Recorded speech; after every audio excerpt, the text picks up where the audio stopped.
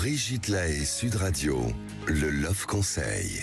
Alors Samuel Doc, je vous propose de réagir bien sûr à ce Love Conseil qui est important. À quoi reconnaît-on une relation toxique, Je dis bien une relation, je ne parle pas d'une personne toxique. Parce que dans une relation, il y a forcément des moments difficiles. Ça ne signifie pas forcément que la relation est négative pour nous. Ça, c'est déjà très important. Alors, à quoi on reconnaît qu'elle est réellement toxique? Et donc, si elle est toxique, il faut mettre le fin à cette relation au plus vite, parce qu'une relation toxique, eh bien, c'est forcément une histoire qui va nous faire du mal et qui va détruire à la fois notre confiance en nous et notre capacité à aimer quelqu'un d'autre. Voilà. Alors, c'est vrai que, comme vient de le dire Stéphanie, souvent la relation, ça démarre assez bien et ça se dégrade au fur et à mesure.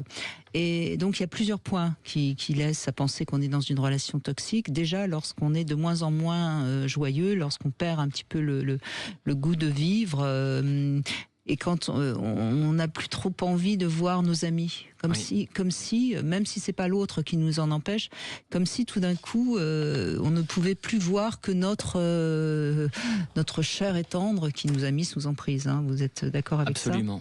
La désocialisation, oui. Donc on se sent de plus en plus seul et surtout de moins en moins capable, et c'est vrai ce que disait aussi Stéphanie, de plus en plus fragile, faible, avec une sorte de perte de force. On se dévalorise souvent aussi, donc là en effet on est certainement avec quelqu'un de toxique. Et c'est aussi l'impression que l'autre finalement a peut-être raison, et que donc soit on n'est pas quelqu'un de bien, soit on est peut-être un peu fou. Enfin, Stéphanie l'a dit aussi ça. Et puis je crois que la plupart du temps, ça se fait très très doucement.